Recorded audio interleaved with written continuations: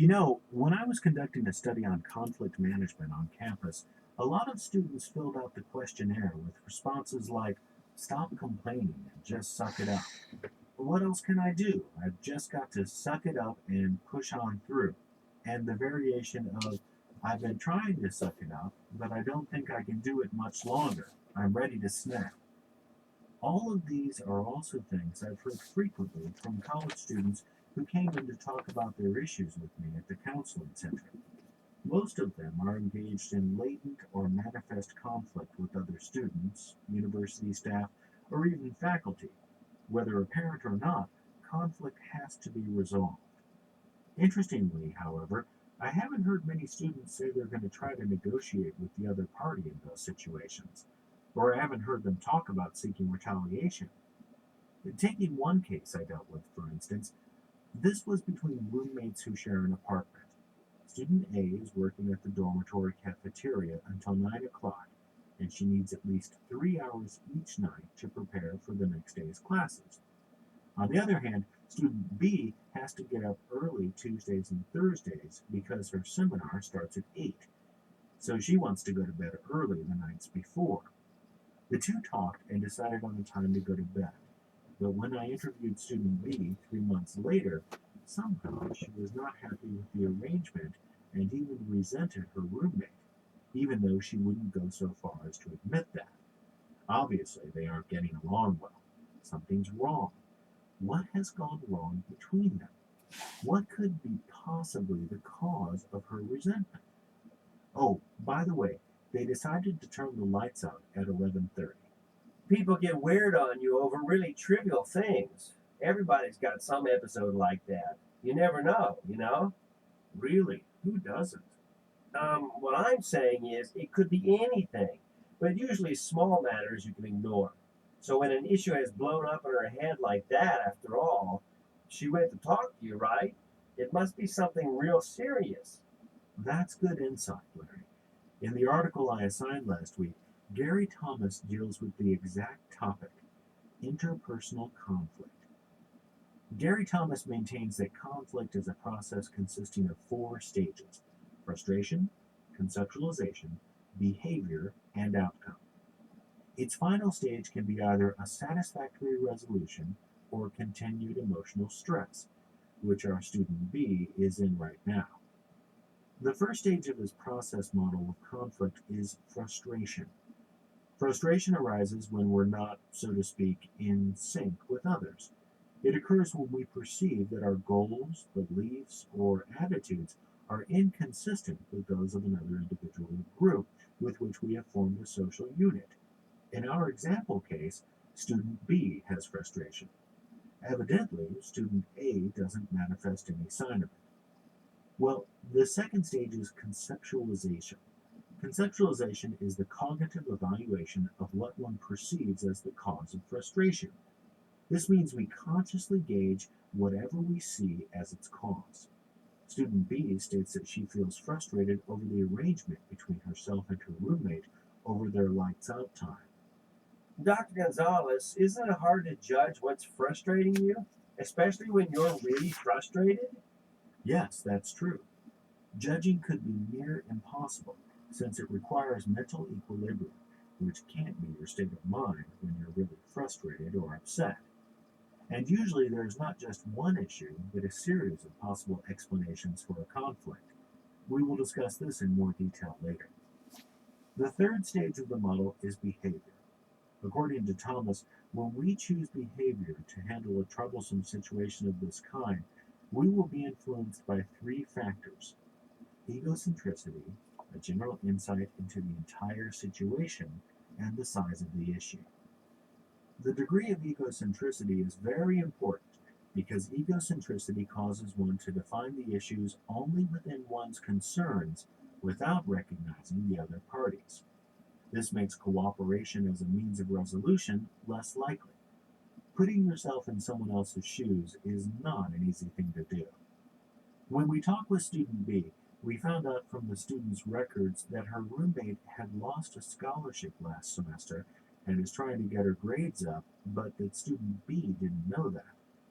Do you think this piece of information might have influenced her behavior or attitude toward her roommate if it had been available to her at the initial stage?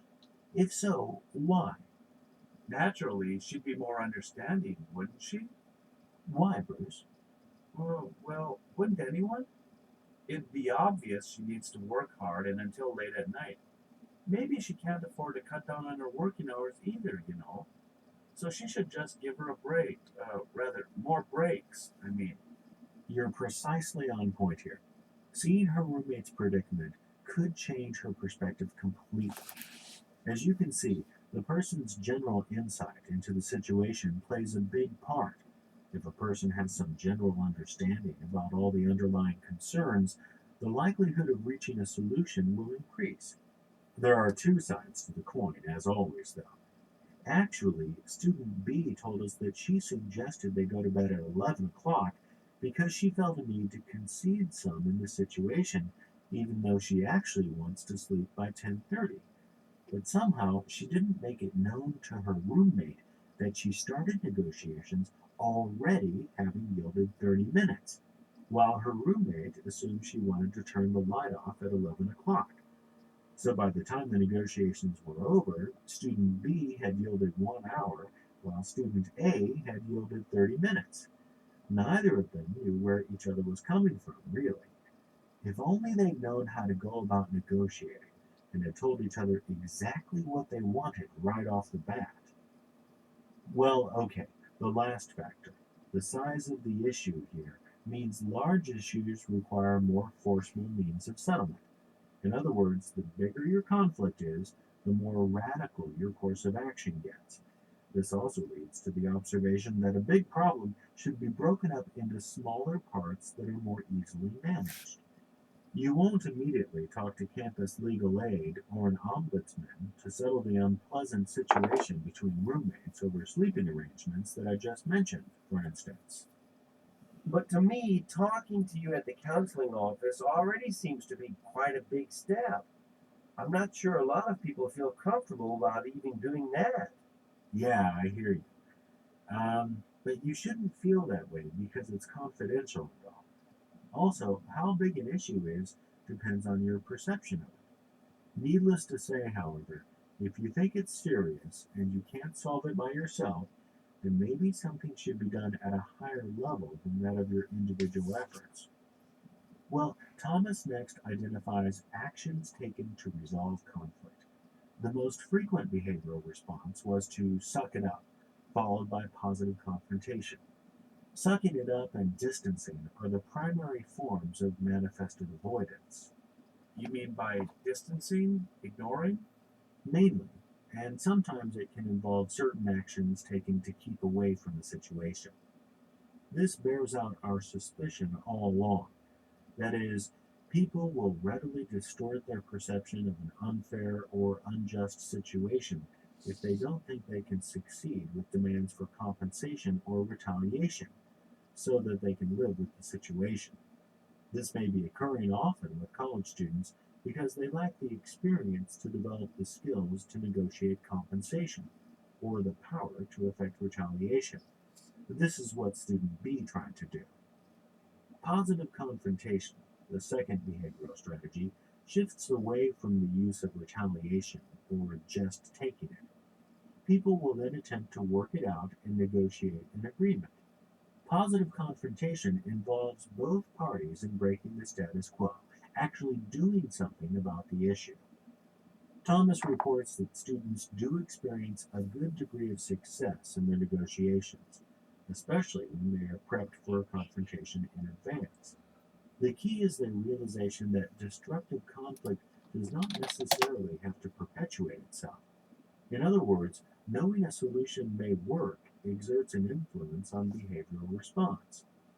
Here's where informing students and developing their conflict management skills comes in.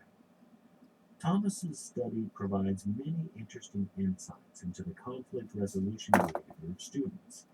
I thought the last one he cited, their greatest failures with negotiation attempts are with teachers, is especially intriguing.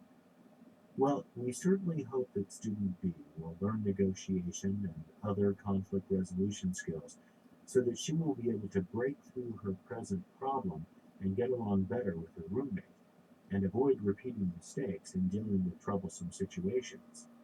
She should say what she wants and when she wants it to begin with.